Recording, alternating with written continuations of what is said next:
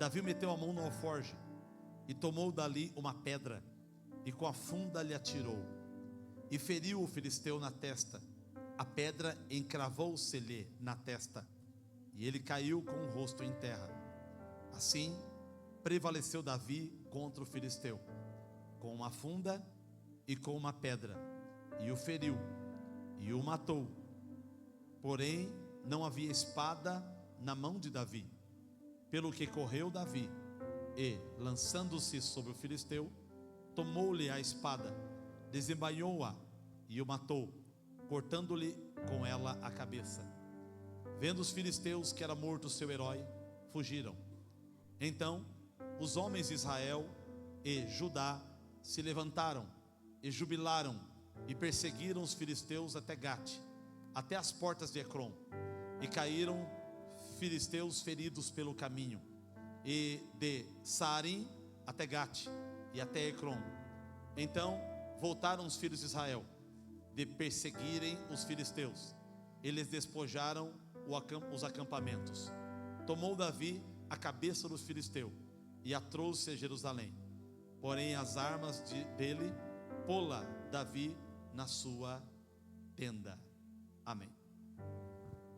Senhor, tua palavra, peço autorização para pregá-la debaixo da unção do teu Espírito, e que não seja simplesmente palavras de conhecimento humano, teologia humana, mas revelações do teu coração para o nosso, no nome de Jesus, amém e amém. Você conhece bem esse texto desde criança, né? As historinhas de Davi e Golias, e elas sempre muito bem ministradas.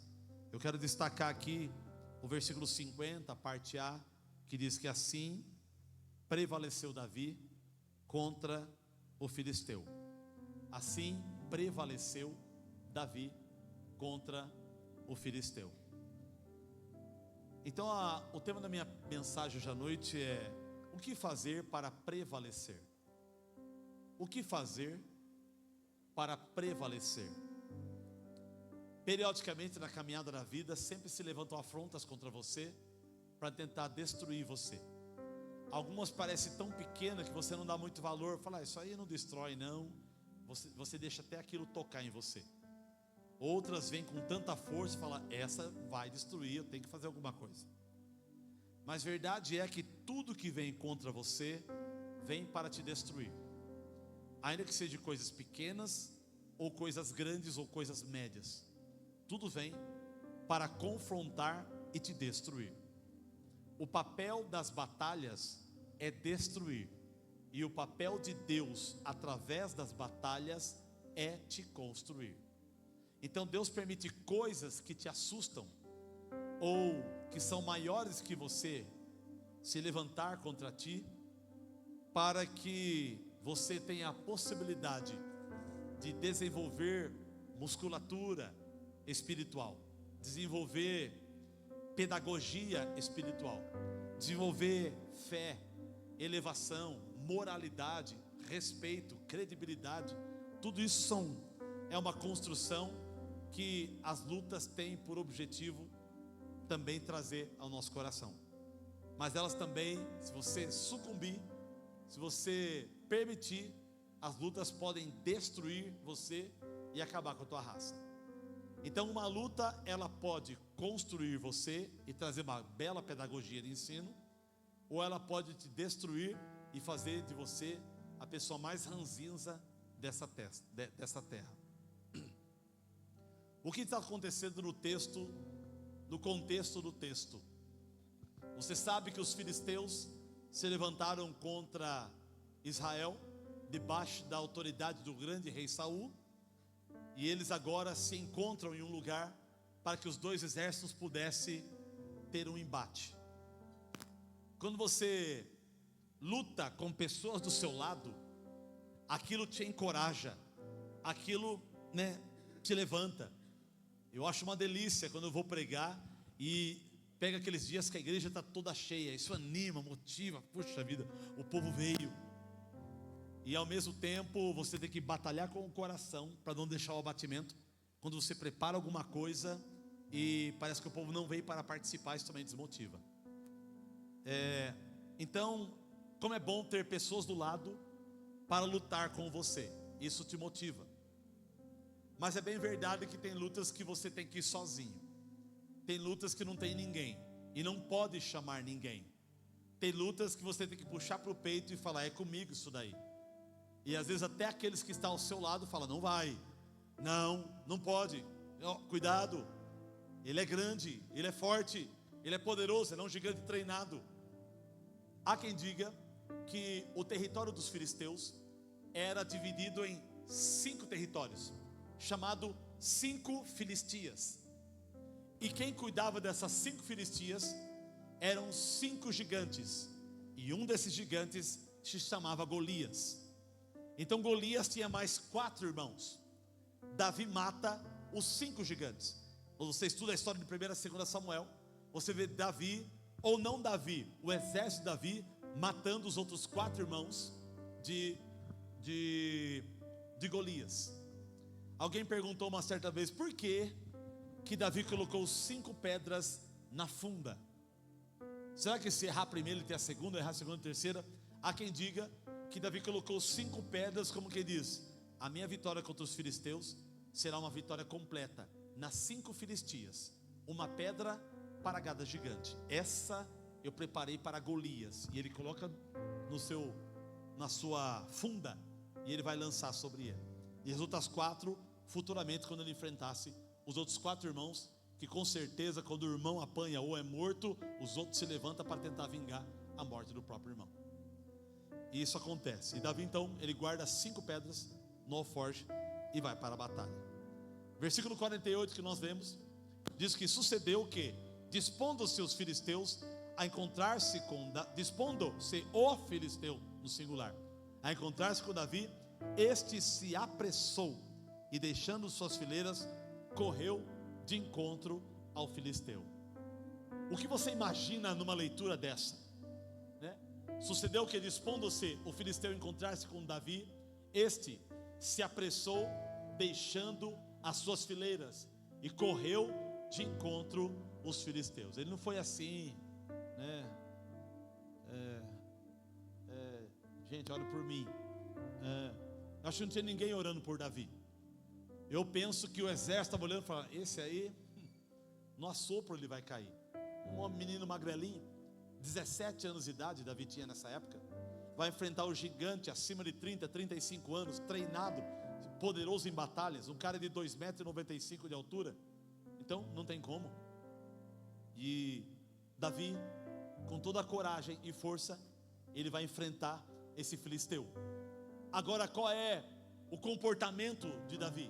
Quando eu leio esse texto, que Davi dispôs-se a encontrar-se com o gigante, ele se destacou na frente do exército. Ele se dispôs, ou seja, ele deu um passo à frente, no meio das fileiras.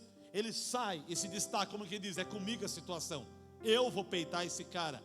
Ele chama para o peito a responsabilidade. Então, uma das coisas que eu aprendo, se você quer prevalecer na vida, você precisa chamar para o peito as suas responsabilidades. Errou? Eu errei. Acertou? Eu acertei. Ou seja, puxar a sua responsabilidade para o peito, falar: foi eu que errei, foi eu que pisei na bola. Eu trabalhei em empresas muito tempo, e a gente percebia que na empresa, quando acontecia alguma coisa errada assim, quebrava uma máquina, ou acontecia alguma coisa, a gente sabe que sempre o culpado fala: não foi eu, com medo de ser mandado embora. A pessoa não assume o erro, a bronca. Quem deu prejuízo nisso daqui? Aí o patrão vai procurar, quer saber, né, quem produziu, qual foi a equipe, qual foi, todo mundo quietinho, não, e vão tentando dar desculpa. Davi não. Davi se dispôs, tomou a frente, chamou a responsabilidade para si, para resolver a situação. Qual é o comportamento de um homem, de uma mulher que prevalece? Pessoas que se colocam à disposição, pessoas que tomam a frente, pessoas que chamam a responsabilidade para o peito, pessoas que encaram, que desbravam, que são ponta de flecha. Eu me lembro de Daniel capítulo 1, estava 4 jovens aprisionados: Daniel, Sadraque, Mesaque e Abednego. E a Bíblia diz que o chefe dos eunucos começaram a dar das finas iguarias do rei, para que esses jovens pudessem alimentar.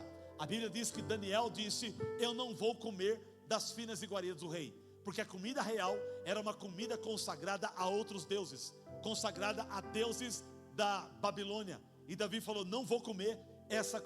Daniel disse: eu não vou comer dessa comida. E Sadraque, Mesaque e Abednego também disse: então também nós não vamos comer.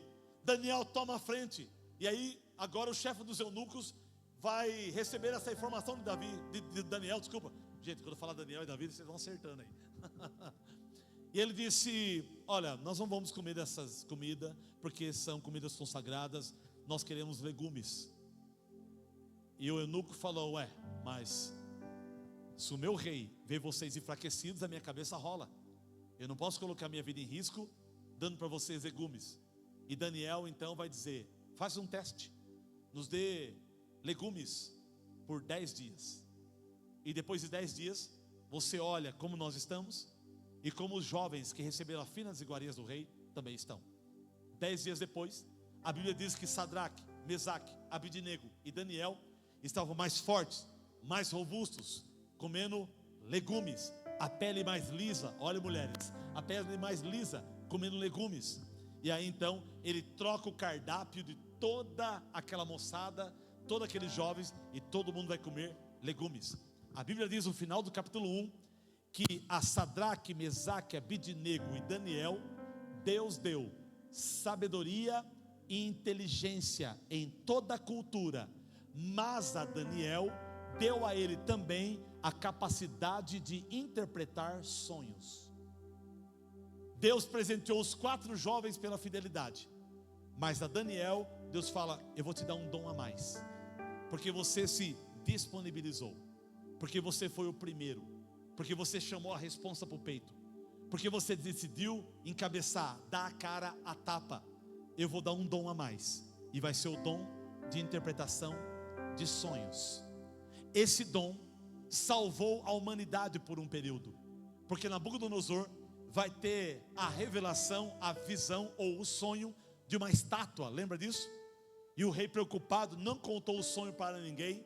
E Deus falou para Daniel. Daniel, ele sonhou com uma estátua, cabeça de ouro, peito de prata, quadril de bronze, perna de ferro e pés de ferro e barro. E dê a interpretação para ele. E agora Daniel vai agora diante do rei Nabucodonosor, dar a interpretação da estátua. Daqui a pouco, um rei Beltesazar, tomando ali as suas bebidas alcoólicas, usando os utensílios do templo de Salomão, aparece uma mão escrevendo na parede: Mene, Mene, Tekel, Farsim. E todos atônitos, o rei tremia. A Bíblia diz que Beltesazar batia um joelho com o outro, de medo daquela mão escrevendo dentro do palácio. E aí chamam Daniel, já velho de idade, e agora Daniel vai olhar aquela escrita e vai falar: rei, Mene, Mene, Tekel, Farsim, pesado fostes na balança, e foste achado em falta, e o teu reino será tirado. E naquela mesma noite, o império medo-persa penetra nas guarnições da Babilônia, e o Beltesazar é morto naquela noite. Um homem que usou o dom de interpretação de sonhos para dar direção e constituiu riquezas. Por quê? Porque ele se dispôs, ele deu a cara a tapa, ele foi o primeiro, ele foi mais nobre. Então, como faço para que eu possa prevalecer? Davi fez isso. Tinha muitos homens de guerra. Os irmãos de Davi eram homens de guerra. Parentes de Davi eram homens de guerra. O próprio rei Saul era um homem ótimo em guerra, e ninguém peitou Golias. Davi decidiu: um menino magrelo de 17 anos de idade vai agora tomar a frente e vai dizer: quem é esse incircunciso para afrontar o exército do Deus vivo? E você conhece a história. E agora, quando Golias vai começar a vir em direção ao exército, ele sai, toma a frente e fala: deixa que eu vou resolver isso logo. Ele puxou para o peito a responsabilidade. Precisamos de homens e mulheres que chamem por peito a responsabilidade. Os homens que aqui estão, os problemas da sua família, você precisa chamar para o peito a sua responsabilidade. As mulheres donas de casa que estão aqui hoje à noite, vocês precisam puxar para o peito as responsabilidades de vocês. Precisam chamar para o peito, porque gente assim prevalece. Eu nunca me esqueço, uma certa vez, em uma situação que estava ocorrendo dentro de casa, na pandemia, a minha esposa estava ficando meio melancólica ali, a gente bem melancólico ali, mas a pandemia, todo mundo trancado em casa, aquele ambiente de tristeza na rua, e quando eu percebi que a minha esposa estava ali, nas suas crises, meu Deus, preocupada com tudo aquilo, eu acordei e falei, opa, eu sou o homem dessa casa, eu tenho que me mexer, Deus é comigo, e eu falei para ela, eu cuido de você, sou eu que protejo essa casa. E isso apaziguou o coração dela e mudou o ambiente do lar. Precisamos puxar para o peito a responsabilidade. Ainda que o seu coração esteja cheio de medos, você precisa se dispor a encarar gigantes que vêm contra você, lutando contra as tuas coisas, lutando contra você ou contra tudo aquilo que você construiu. Davi fez isso, chamou para o peito a responsabilidade. Quando antes disso vão discutir com Davi a respeito dele ser muito fraco, fraquítico, franzino, ele vai dar uma desculpa para o rei, dizendo: rei, eu matei um leão, eu matei um urso que tentou roubar as ovelhas do meu pai. O urso foi assim, o leão eu matei assim, e eu não deixei ele levar as ovelhas do meu pai embora. Um garoto que já tinha experiência, que ninguém viu, de matar urso e matar leão, agora publicamente ele vai encarar um dos maiores guerreiros daquele período, daquela época, que era Golias. Deus faz assim, as suas batalhas escondidas que ninguém vê, é um treinamento para um momento público que Deus vai fazer com você. Os momentos escondidos de coisas que você venceu na vida, que só você e Deus conhece, aquilo foi um treinamento para algo que vai trazer um brilho na tua vida, que vai trazer uma referência na sua história, e vão fazer as pessoas olhar para você de forma diferente. Davi se dispôs, Davi tomou a frente, Davi, ele deixou as fileiras, ou seja, vocês não vão comigo, eu vou, e ele toma a frente e vai, e a Bíblia diz que ele correu, ele não foi andando assim, com cuidado, né, vem pro pau Golias, não, ele foi, a Bíblia diz que ele correu, versículo 50 diz que ele correu, né? Ou seja, versículo 48, desculpa, ele se apressou, disse, correu de encontro, já foi agora, ou seja, uma vontade de vencer. Irmãos, quando a gente vê pessoas assim, isso anima, motiva, gente assim é referência para a gente. Hoje não se tem mais referências, você precisa tomar a frente, você precisa mostrar que você é um pouco herói das coisas, você precisa chamar para o peito as responsabilidades. Davi fez isso. Continuando o texto, versículo 49, Davi meteu a mão no alforje, tomou dali a sua pedra, e com a funda lhe atirou, e feriu o filisteu na testa, e a pedra encravou na testa, e ele caiu em terra. A funda era um equipamento que se usava também para as batalhas. Geralmente um pastor de ovelhas usava uma funda para expulsar lobos, leões, ou qualquer tipo de animal que tentasse penetrar no rebanho para roubar as ovelhas. Então geralmente a funda quase como um estilingue sem cabo, é como se fosse uma tripa de algum elemento feito com uma cavinha onde se encaixava a pedra. Aquilo entrelaçava no dedo, como se fosse o tamanho de um ioiô, e geralmente se dava 3 voltas, 2, 3 e lançava. Irmãos, quem treinasse com uma funda, ele tinha que treinar muito para ficar muito bom. Eu acho que Davi, quando estava ali sentado vendo as ovelhas no pasto, ou as ovelhas bebendo água, eu acho que Davi ficava brincando, falava, vou derrubar aquela manga, pá, errou, sei lá, 1000 vezes erramos, daqui a pouco ele acerta, pá, daqui a pouco fala, agora eu vou acertar aquela laranja, ele, 1, 2, 3, pum, 1, 2, 3, pum, e ele foi treinando cada vez mais, e foi ficando bom, ele foi ficando ali habilidoso com aquilo. O que eu aprendo? Tem alguma coisa em você, você precisa ser bom em alguma coisa. Pastor, eu não sou bom em nada. Então, corre, filho, pica a mula, vaza. Você tem que ser bom em alguma coisa. Você tem que ser bom como pintor, como mecânico. Você tem que ser bom como conselheiro. Você tem que ser bom como pregador, como pastor, como um cantor, um tocador. Você tem que ser bom para dar carona para as pessoas, para dar uma devolutiva para elas. Você tem que ser bom para ajudar alguém, para empurrar carro, para ser um ajudante. Eu sei lá, você tem que ser bom em alguma coisa. O homem que não é bom em nada não tem valor nenhum para ninguém. Toda pessoa quer ver um valor em você. Toda pessoa gosta de andar com pessoas que é bom em alguma coisa. Você tem que ser bom em alguma coisa. Tem que ser bom. Porque aquilo vai servir em algum momento para te levar a um nível de vitória. Davi era bom na funda. Ele pegou a funda, 5 pedrinhas, falou: uma é para o filisteu, as outras 4 depois eu vejo com os irmãos dele, quando eu tiver que derrubar. O garoto tinha uma convicção de vitória, uma sede, porque ele sabia que aquilo era a vontade de Deus. Deus não falou com ele: vai lá, derruba o gigante. Não, ele não teve uma revelação do Espírito Santo. Ele não teve, não. Ele sabia que aquilo era certo de se fazer. Ele sabia que aquela era a direção. Sabe de uma coisa? Tem coisas que você está orando para fazer e Deus não fala nada. E você vai: Deus não fala. Ele não fala porque você tem que usar algo chamado cérebro. Sabe que tem um cérebro? Olha para a pessoa que está do teu lado e pergunta para ela: você sabia que você tem um cérebro? Tem alguns aí que pesa 1,2 kg o seu cérebro, a capacidade de raciocínio. E esse cérebro você tem que usá-lo para quê? Para fazer aquilo que é certo. Davi fez o que é certo. Esse cara não pode afrontar o exército do Deus vivo. Eu tenho que derrubá-lo.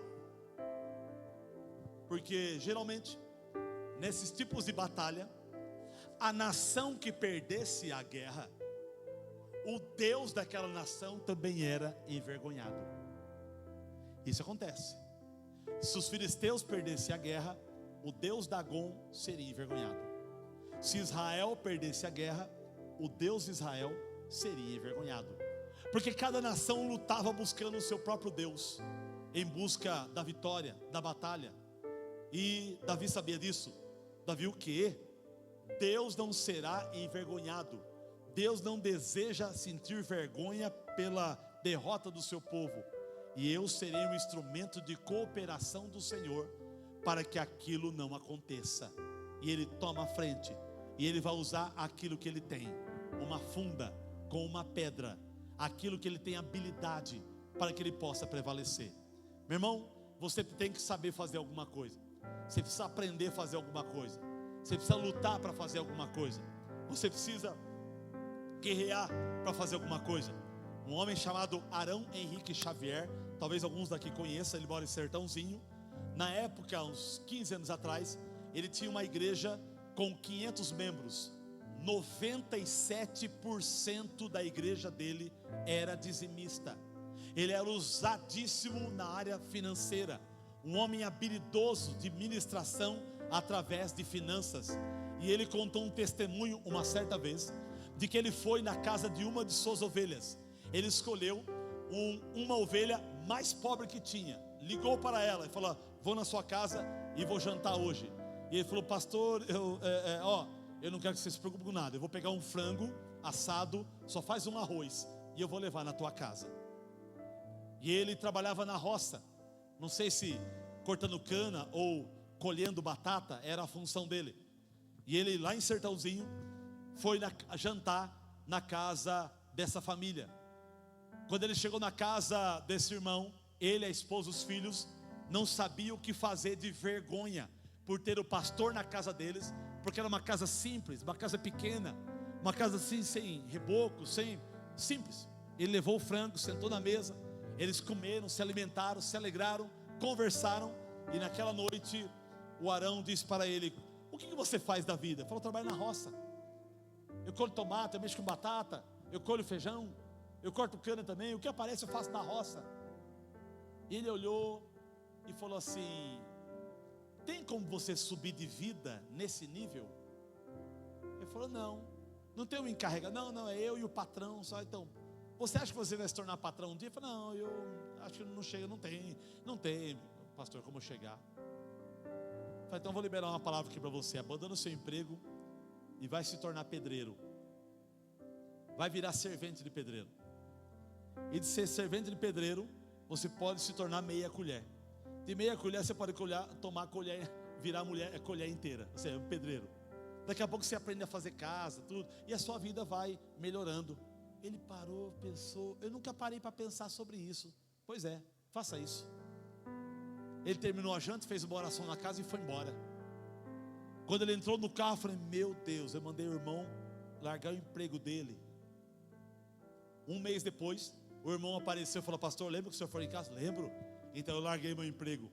Eu já sou servente de pedreiro. Estou ganhando um pouquinho menos, mas estou aprendendo algumas coisinhas. Vai tudo bem. O tempo passou, irmãos. 8 ou 9 anos depois, a igreja multiplicou o tamanho.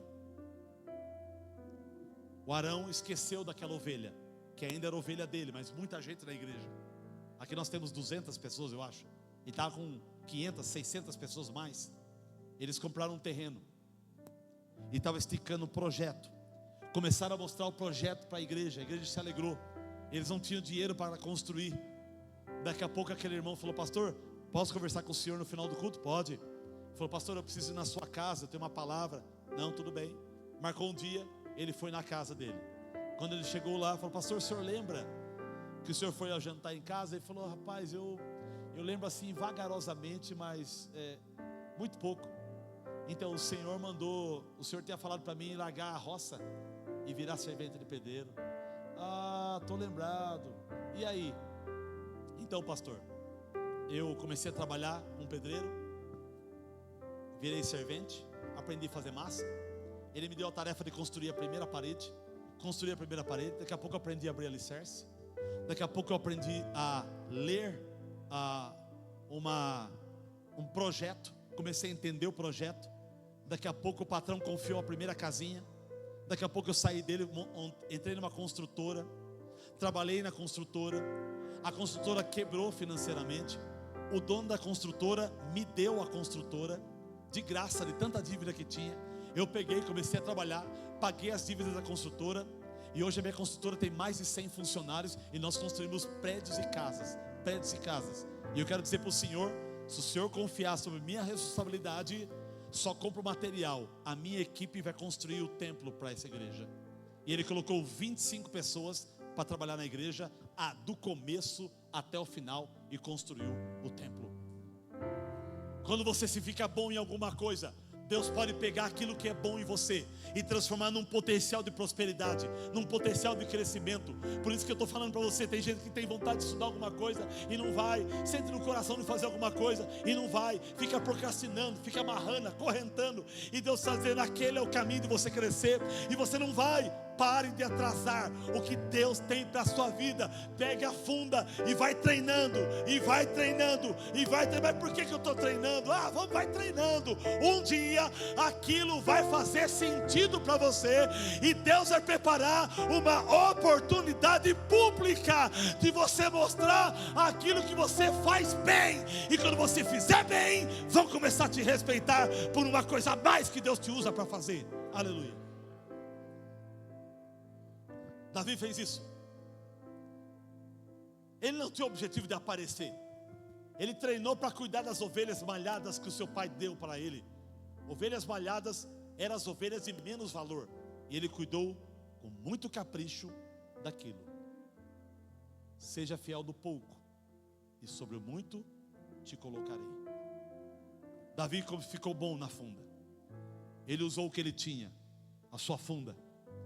E nas 3 voltas que ele deu, na terceira, ele lança, e ele não deixa o filisteu se aproximar dele. O filisteu nem viu. A pedra veio, bateu na testa e enfiou no crânio da testa dele. Interessante que uma pedra como essa, na velocidade que foi, batendo na testa, era para o gigante fazer assim e cair para trás. A Bíblia diz que ele caiu para frente. Bateu na testa e ele caiu para frente.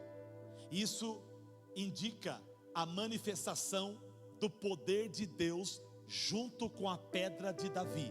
Davi não estava sozinho nessa batalha. Deus mostrou, colocou uma assinatura de que ele estava presente, porque automaticamente a lógica, a ciência, toda a ótica correta era a pedra bater a cabeça e ir para trás, e Golias cair para trás. A Bíblia diz que ele caiu de cara para frente, Ou seja, não foi a pedra que derrubou Golias, foi o poder de Deus na pedra, e talvez uma cutucada do anjo para fazer ele cair para frente, mostrando que Deus estava participando daquilo que Davi estava fazendo. Sabe de uma coisa? Deus está participando com você da sua faculdade, Deus está participando com você dos seus estudos, Deus está participando com você dos cursos que você está fazendo, Deus está participando com você do seu trabalho, daquilo que você está lutando para crescer. Você não está vendo, mas você precisa estar crendo que Ele está com você nesse andamento de vida, e Ele vai te dar um sinal de que Ele está com você numa coisa diferente, estranha. Você vai olhar, meu Deus, mas não era para ser assim, era para cair para trás, caiu para frente. E Deus está dizendo: sou eu mostrando que eu estou com você nessa batalha, e de que a vitória vai ser sua antes de você lutar. Aleluia. Deus faz assim. Ele lança, a pedra bate. Em vez dele fazer assim, pum, ele cai para frente. Quando ele cai para frente, o que o texto vai dizer? Encravou-se na testa, 49, e ele caiu com o rosto em terra. Assim prevaleceu Davi contra o filisteu, com uma funda e com uma pedra, e o feriu e o matou. Porém não havia espada na mão de Davi. Por que Davi não tinha espada? Espada era coisa cara na época. Ferro hoje é um absurdo. Quem está construindo sabe o que é. Vai comprar 1 quilo de ferro, uma barra de ferro, você vê o preço que é. Vai fazer um portão de ferro, você vê o preço que é. Hoje, aonde se extrai com facilidade, né, lá em Minas Gerais, né, das minas de ferro, ali o preço é absurdo. Imagina naquela época, tudo de ferro era caro.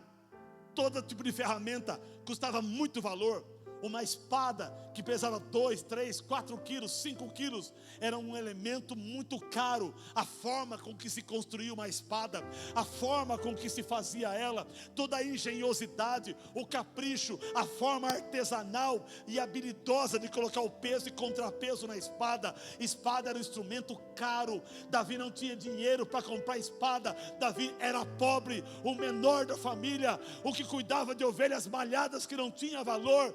Davi, na sua forma raquítica, mas ele tinha uma funda, ele tinha uma pedra, e ele era bom naquilo. Talvez você não tenha dinheiro de ter o que você quer, talvez você não consegue. Se eu fosse milionário, se eu tivesse dinheiro, eu ia fazer o dinheiro trabalhar para mim.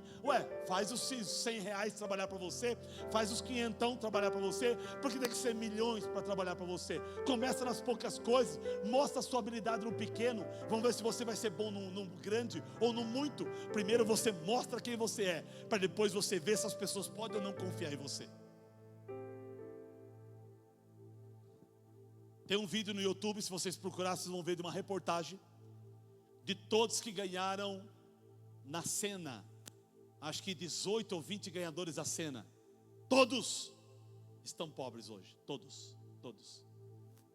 40 milhões, 20 milhões, 70 milhões. Vai, bobo, fica jogando na cena. Não vai acordar cedo, dormir tarde para trabalhar não, para você ver. Ganhou na cena.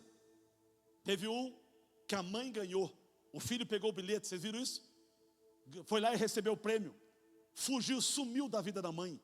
2 anos depois, voltou sem nada, com a mão na frente, outra atrás. Mãe, me recebe de novo. Se eu fosse a mãe desse menino. Imposição de mãos nele. Glória a Deus pelas mães. Voltou pobre. Tudo que você ganha, você perde. Tudo que você conquista, isso é solidificado. Ganhou, perdeu. Conquistou, solidificou. Porque na construção financeira, na construção da sua vida, junto com ela, vem pedagogia do coração. Vem uma construção da alma. A Bíblia diz que a bênção que o Senhor nos dá nos enriquece e não nos acrescenta dores. Toda construção que vem debaixo de esforço, você é construído por dentro e por fora. Por dentro e por fora. Eu estou construindo a minha casa. Fui lá esse dia atrás, entrei nela no meio dos tijolos e comecei a orar. Fala, Senhor, abençoa essa casa aqui. Aqui vai ser meu quarto, aqui é o quarto das crianças. Aqui é minha copa, Deus, aqui eu vou fazer muito churrasco. Aqui futuramente eu quero minha piscina. Senhor, aqui eu vou guardar meu carro, os meus carros no plural. Senhor Deus, essa escada aqui é uma bênção, vou subir, vai ter uma sacada. Olha o olhar, Espírito Santo. E aí Deus começou a falar comigo. Você está construindo a sua casa, e durante esse momento eu estou construindo você. Cada tijolo que você põe na casa, eu coloco uma espiritualidade em você. E eu tenho aprendido muito naquela construção, e tenho visto milagres de Deus, umas coisas sobrenatural. Às vezes fico irritado, ansioso, que eu quero que as coisas vão logo e não vai, e tem que ajeitar aqui com o pedreiro, e aqui com quem vai, e comprar o material, e quer dinheiro e não sobra. E Deus está dizendo, calma, eu estou construindo você nessa construção. E isso tem enriquecido o meu coração. Ganhei até uns pelos brancos aqui na barba. Logo, logo eu alcanço o pastor Hilton. A vida é assim. Tem que pagar o preço. Davi não tinha espada. O cara tinha espada, tinha escudo, tinha lança, tinha os seus aparatos, a roupa, bota. O cara estruturado, era um homem difícil de derrubar. Davi, com a sua funda, fazendo aquilo que sabia. É como se Deus colocasse no coração dele: lança a pedra, que eu estou com você na sua pedra. Eu vou direcionar essa pedra. Ele tinha a habilidade dele, e Deus abençoou a habilidade de Davi.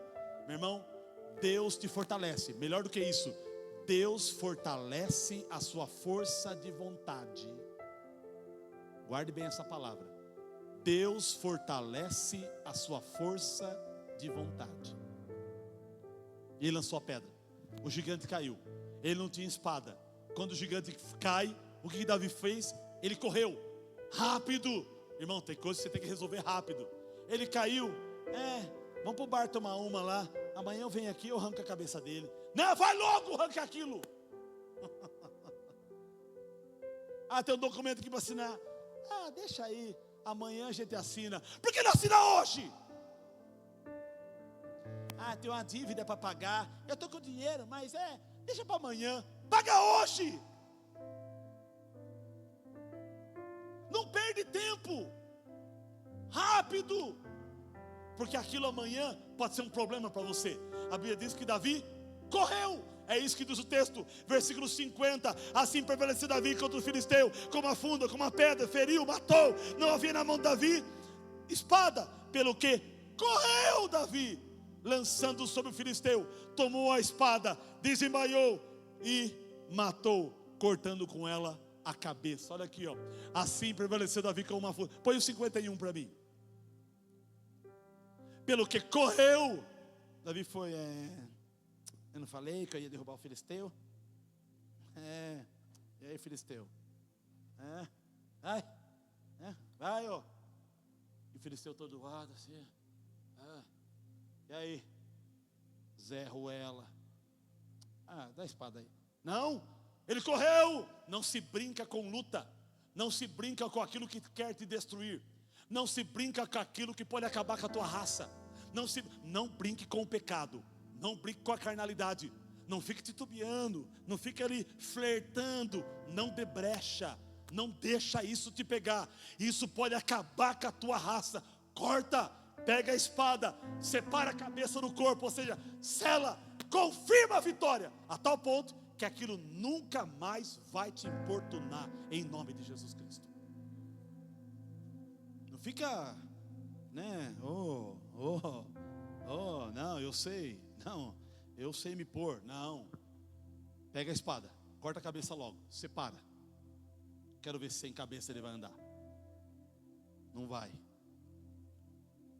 Confirme a vitória. Então o homem que prevalece, ele confirma a vitória. Ele sela, ele pontua a situação. É meu? Está aqui, está assinado. Levou, deu certo? Resolveu? Tem certeza? Tenho. Pronto, então acabou essa. Ou vamos para outra coisa. Isso aqui já era. Isso aqui, resolve. Faz, termina, acaba. E aí? Acabou, chega, esquece. Nunca mais isso aqui. Isso aqui agora. Vai pontuando as coisas. Fica aí juntando. Nossa, eu tenho tanta coisa para resolver. Comece a resolver. Tem que conversar com tal pessoa, eu preciso ligar para tal pessoa. Tem coisa. Já liga logo. Hoje, chega em casa, já liga. Resolveu. Não resolveu. Já vai matando as coisas. Daqui a pouco aquilo junta, vem sobre você, destrói a sua vida. Não pode deixar. Resolve logo. Resolve logo. Tem alguns problemas que acontecem aqui na igreja, eu gosto de resolver logo. A Adriana às vezes me liga e fala: pastor, tem isso, espera aí que eu estou indo aí já, vai resolver agora, resolve logo. Já faz já. O que eu faço? Faz isso, assim, resolve logo. Eu não quero ficar, isso agora, já resolve. Pontua isso aí, sela, encerra esse capítulo. Porque se esse negócio ressuscitar, vai encher o saco, pontua e já resolve. Seja uma pessoa que resolva rápido as coisas. As pessoas não gostam muito disso. Gostam de ficar flertando com a oscilação. Não deixa. O que mais? Davi matou. Não havia espada. Ele correu, lançou, tomou a espada, desembaiou, matou, cortando-lhe com ela a cabeça. Ou seja, quando Davi pegou a espada do filisteu não pertencia mais ao filisteu. Quando Davi pega a espada para ele e corta a cabeça, ali acho que Davi já ganhou uns 10 mil reais só de equipamento. Quanto custa uma espada? Quanto custa o escudo? Quanto custa a lança? Quanto custa essa bota dele? Essa armadura? Não serve para mim, mas vai ser meu troféu de guerra. E foi, largou o corpo dele lá e pegou tudo para ele, os despojos. Os soldados andavam com bolsinhas de dinheiro também, que pertenciam a ele. Davi pegou. Quando você vence aquele problema, os benefícios daquele problema vêm para você e você se torna senhor daquilo. Eu vou repetir essa frase para você aplicar em áreas da sua vida. Quando você vence um problema, as riquezas daquele problema pertencem a você. Você enriquece a você mesmo resolvendo problemas. Temos alguns líderes aqui. Líder de sessão, líder de gente, líder de pessoa, líder de departamento, líder político, tem líder aqui. O papel da liderança é resolver problemas. Se você não resolve problema, você não é líder. Resolva os seus problemas. Pastor, tem problema em casa, seja líder na sua casa. Resolva os seus problemas. Final do versículo 51. Vendo os filisteus que era morto o seu herói, fugiram. Todo o exército dos filisteus estava apoiado em um homem só. Nossa, olha quanta gente. Derrubou o principal, os menores foge. O que eu aprendo com isso? Tem problemas grandes que quando você resolve, os problemas pequenos fogem de você. Quando você encara o topo maior, os problemas pequenos não precisa nem resolver. Ele já pica a mula. Quanto mais você encara os grandes problemas da vida, os pequenos problemas param de te encher o saco. Quando o filisteu está morto, alguém poderia dizer assim: você matou ele, agora é minha vez. Aí matou outro, a outra, agora é minha vez. Não, peraí, tem mais 20 mil aqui na fila. Não. Quando ele vence 80, 100 mil soldados saem correndo. Eu estou pregando isso porque tem gente aqui me ouvindo agora, e essa pessoa ela tem um grande problema para resolver. Eu não sei quem.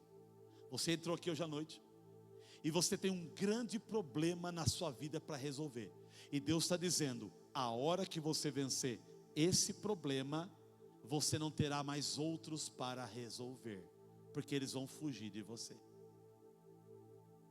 Porque tem problemas pequenos que se apoiam em problemas grandes. Quando Davi mata o problema maior, que é Golias, os outros soldados tinham a fé apoiada em Golias. A narrativa bíblica está dizendo: vendo os filisteus que era morto o seu herói, fugiram. O nosso herói morreu na sexta-feira, mas se levantou no domingo de manhã. Eu não fujo mais, porque se ele ressuscitou,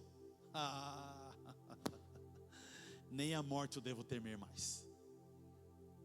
Quando ele morreu, os discípulos ficaram com medo, fechado, tá, todo mundo quietinho.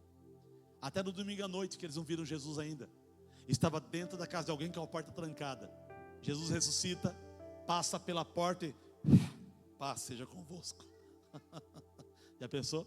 Você trancado na sua casa com seus amigos ali tremendo de medo. E agora morreu o nosso amigo. Daqui a pouco ele passa pela porta. Imagina a loucura, a gritaria.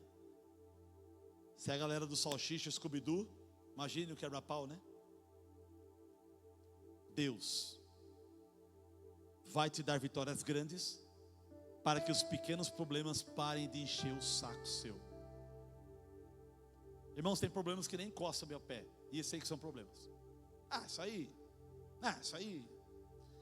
resolve logo. Isso aí nem. Porque você acostuma a ter habilidade com grandes coisas, as pequenas vai perdendo o significado, vai perdendo o sentido, e outras pessoas vão resolvendo para você os pequenos problemas. Olha o que diz o versículo 52. Então os homens de Israel, coloque para mim, os 51, os filisteus fugiram.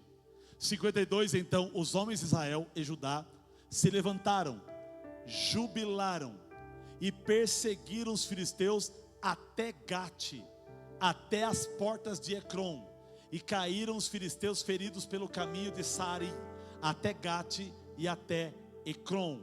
Sabe o que é isso?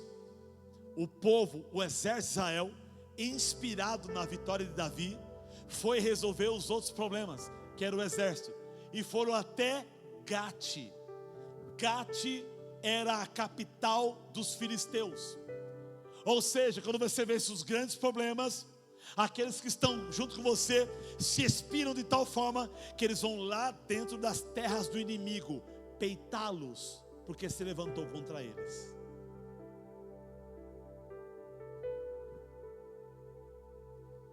Eu me lembrei aqui agora de algo que aconteceu comigo quando eu era criança. Eu jogava bola no ginásio esporte, era pequeno, tinha 10, 12 anos de idade. E alguns de vocês vão conhecer, na caixa d'água ali tinha um menino chamado Xandão. E ele era maior que eu, sim, mais forte, sabe? Alguns de vocês que criados aqui nessa cidade vão lembrar dele. E o Xandão era tranqueira, briguento, sabe? Bandidinho. E ele foi lá no ginásio de esporte, eu estava lá. E ele olhou para mim assim, eu sentado no banco de reserva, esperando a minha vez para jogar. E ele encheu a boca de guspe e cuspiu no meu ouvido. E puf, aqui. E ele deu risada assim, e ainda esperou para ver se eu ia peitar ele. Eu baixei minha cabeça, fiquei com medo, porque ele era da caixa d'água, né? E fui embora. Cheguei em casa, o Gil estava lá, o meu irmão, né? Eu encostei perto da máquina de costura da minha mãe. Eu falei, mãe, o quê? O Xandão me bateu. E eu lembro que eu chorei muito. O Gil, o quê? Peraí, entra no carro. E então rodamos a cidade inteira caçando, estava o Xandão. O Gil queria pegar ele, e rodamos, nada. O Givan, deixa que eu resolvo. O Givan aqui da Ferragem Armada, ele é briguento demais. Na época ele tinha uma turminha chamada Capuque, né? Tinha umas ganguezinhas em Montemor. Ele falou, deixa que eu vou pegar o Xandão. E no outro dia ele foi lá na caixa d'água, onde o Xandão morava. E o Xandão era um protegido do Serginho Preto, né? E mais uma galera, né? E ele falou, quero o Xandão. Por quê? Porque ele deu um tapa no meu irmão, tá? E eu vou tirar uma bronca com ele aqui. Não vai pôr a mão no Xandão, pega que eu quero nessa galera. Falou, vocês não vão nem se meter. Se vocês se meter, eu vou chamar minha galera, vão arrebentar esses barracos seus aí. O Gil era bom de papo, de conversa. Então mano a mano, você e ele, mano a mano. Desceu o couro nele, arrebentou ele lá. E ele me vingou. É claro que eu não fui como Davi, né? Eu fui embora. Eu só queria usar esse acontecimento para tipificar de que às vezes você pode entrar no território do inimigo e buscar ele pelo colarinho naquele lugar. Jesus, quando morreu, desceu às regiões inferiores da terra, diz a Bíblia, e tomou a chave do inferno e da morte. A autoridade do inferno e autoridade da morte, porque o sangue dele foi derramado por nós. Jesus é o conquistador. Então, derrube seus Golias. Nessa conversa que eu estou tendo com vocês aqui. Vamos continuar a leitura, vou finalizar, não vamos orar. Então os homens de Israel, de Judá, se levantaram, jubilaram, se alegraram, ou seja, viram a vitória de Davi. Não esperavam que Davi ia vencer daquele jeito. Venceu. Versículo 53. Então voltaram os filhos de Israel de perseguirem os filisteus. Ou seja, acabou a briga. E lhe despojaram os acampamentos. Ou seja, muitas riquezas do acampamento. Tomou Davi a cabeça do filisteu e a trouxe a Jerusalém como um troféu. Porém as armas dele pôs-las Davi na sua tenda. Ele pegou os aparatos de batalha dos filisteus e colocou dentro da tenda dele. E a cabeça de Golias ele levou para Israel. Falou, está aqui, ó. Aquele que afrontava o nosso exército foi derrubado. Daquele dia em diante, Davi era um dos nomes mais falados no reino de Israel. Deus tem um momento de honra para a sua vida, mas você precisa se preparar para aquilo que Deus tem para a tua história. Deus pode levantar o seu nome na sua família. Deus pode levantar o seu nome no seu bairro. Deus pode levantar o seu nome na sua própria casa. Deus pode levantar o seu nome naquela empresa, naquela escola, naquela faculdade, naquela roda de amigos. Mas você vai precisar fazer algo extraordinário contra o inimigo que se levanta contra a sua vida. Você não pode deixar o filisteu gritar no seu ouvido até que você seja sucumbido pelo medo. Você precisa despertar. Eu lembrei de uma outra historinha, agora eu falo ela e encerro. Vou até fechar a Bíblia aqui. Uns tempos atrás, muito tempo, numa outra casa que eu morava, tinha um rato. E a minha esposa, Jefferson, 5h30 da manhã, Luan, estou escutando barulho de um rato. Como é que escuta barulho de rato dormindo na cama? Um ouvido assim. Vai lá pegar ele. Ah, deixa, 8 horas da manhã eu pego. Deixa eu dormir. Vai agora, eu não vou conseguir ir no banheiro. Vai lá pegar o rato. Fui lá pegar o rato. Entrou dentro do fogão. Liguei as 4 bocas. Liguei o forno. Fechei a porta do quarto, sim. Porque na minha cabeça ele ia sair correndo e ia entrar no corredor. E eu peguei o rodo e fiquei lá 6 horas da manhã. Se ele vir, eu pico o rodo nele. E o fogão começou a aquecer. Daí a pouco, eu escutei barulho. Falei, vai sair. Aquela bateção. E o bicho saiu. A hora que saiu, aquela repugnância assim, né? E fiz assim com o rodo. Ele correu aonde? No corredor. Foi até a porta do meu quarto. Mas estava todas as portas fechadas. Ele viu assim, não tinha lugar para ele ir. Aí ele virou e olhou para mim. E eu assim no rodo, com o rodo. Quase que o rato falou, é eu e você. Eu falei, é eu e você. Tom e Jerry ali, né? E no desespero, o rato veio. Ele veio pulando assim, ó. Virou sapo agora, bicho. E eu joguei o rodo com medo assim. Ele pulou o rodo, irmãos. Quando ele chegou em mim, eu... Aí ainda bem que eu acertei. Aí, pá, bateu na parede, caiu no chão. Ficou ali mais ou menos, né? E eu poderia falar, mulher, termina de matar. Falei, quer saber agora? Senão você vai ressuscitar. E pá na cabecinha dele ali. E aí pega um papelzinho, joga no lixo, joga lá fora. Tchau, eu venci o rato. Comece vencendo os pequenos problemas. Mas rato parece tão grande problema pra gente. E aí você vai vencer. Às vezes nós somos o rato. E você se vê ali fechar, e agora? É vida ou morte. E aí você, como um rato, tem que peitar quem está contra você. Eu acho que o rato já sabia. Se eu ficar, ele vai me matar. Se eu tentar, há uma possibilidade. Se não der certo, eu morro da mesma maneira. Mas se eu conseguir, eu corto ele, vou, entro no buraco e sumo embora. Eu acho que o rato pensou isso, né? De vez em quando a gente tem que ser o rato.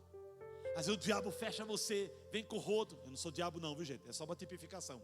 E pega o rodo, e está ali, e daqui a pouco você, e agora parte para cima. É que rato não é convertido, mas você é convertido. Então você pode, Senhor, em nome de Jesus, me enche, e vai. E vai. Pode dar certo, e você vencer aquela situação a tal ponto que você pula o rodo, e quando ele for te chutar, você desvia dele, ou dá uma rabada, e ele sai e vaza, e você vence aquele momento. Davi venceu Golias, e até hoje nós aqui, 3.000 anos depois dessa história, isso aconteceu no ano 1000 a.C., 1980 a.C., aconteceu isso, e nós aqui 3.000 anos depois, falando da vitória de um homem. Irmãos, as suas vitórias, quantos anos vão contar? Quanto tempo vão falar de você? Tem que vencer, em nome de Jesus. Nessa ministração, que não foi nem pregação, foi uma conversa, nós conversamos sobre esse texto. Eu quero que você pegue o que te serviu nessa palavra, e aplique para a tua vida, e encare os Golias que vêm contra você. Você tem que ser bom em alguma coisa, e Deus vai usar aquilo para derrubar o que o diabo está fazendo contra a sua vida. Talvez o diabo está atingindo áreas fracas da sua vida. Use as fortes contra ele. Você sabe que de vez em quando eu estou fraco para orar. Eu falei, meu Deus, eu não consigo orar. Eu acho que o inimigo atingiu a área da minha oração. Quer saber? Eu vou louvar. E põe um louvor, e coloca o louvor aqui. E irmão, se você pegar um louvor, fala, pastor, estou sem força de orar. Pega um louvor e coloca aqui, ó, e fica aqui, ó. Fica aqui. Daqui a pouco você sente um arrepiozinho. E aí? Daqui a pouco seu coração vai enchendo. Vai enchendo. Vai enchendo. Vai enchendo. Vai enchendo. Daqui a pouco fala, obrigado Jesus. E vai. Mas não. Fica vendo videozinho de marido e mulher. Videozinho besta. Piadinha. Receita de doce, e não chama eu. Receita de lasanha, e não me chama. Vai aumentando o pecado. E você vai ver. Põe um louvor aqui. E daqui a pouco, aquilo vai enchendo o seu coração. Quando uma área está fraca, use a forte. Davi não tinha espada. Quando Davi pega a espada de Saul, é muito pesado, não sei fazer assim com a espada. Não, deixa, eu vou com o meu estilingue mesmo. Vai com o estilingue, e Deus vai te dar a vitória. Amém, meus irmãos? Nessa ministração, que eu chamo de uma conversa, porque uma ministração tem pé e cabeça. O que eu falei aqui não tem nem muito pé, muita cabeça. Vamos conversando aleatoriamente. Você vai pegar o que te serviu de toda essa conversa aqui, e vai aplicar na sua vida. Você é Golias, você é Davi. Eu renuncio a essa palavra, você é Davi, né? Davi. Você vai vencer com aquilo que tem. Você é bom em quê? Pastor, eu sou bom em fazer pão. Vai vender pão. Pastor, pastor, você não sabe como é minha mão para fazer geladinho. Faz geladinho, né? A Neidinha, né? Pastor, eu sou bom para sorrir para as pessoas. Vai, Neidinha, assim, vamos embora. Vai curar as pessoas. Nossa, você é tão feliz. Não sabe nem as dores que a Neidinha passa. Mas o sorriso dela assim. E vai. Tem que ser bom em alguma coisa. E Deus vai te usar naquilo que você é bom. E o inimigo vai cair por terra naquilo que você é bom. Você é bom em alguma coisa. Deus te fez bom em alguma coisa. Amém, meus irmãos? Vamos orar? Se põe em pé, por favor.